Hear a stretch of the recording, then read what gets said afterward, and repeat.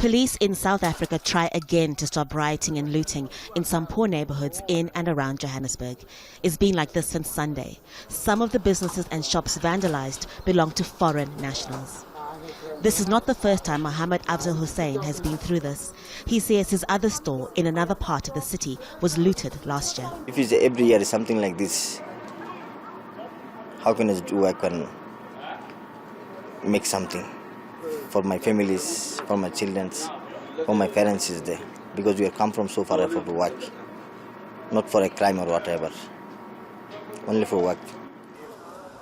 Some South Africans believe criminal gangs are responsible for the violence. Mario ABRUNHOSA says he got a phone call early in the morning that his business was being looted, but it was too dangerous for him to move.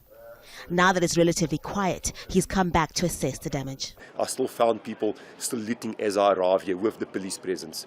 And all I wanted to say is it's not about foreign in the shop. I'm a South African citizen. I employ South African people that work for me in the shop. And they targeted, it's just a pure criminality attack that they've done here to me. And I'm running at a loss. I'm without words. I don't know what else to say.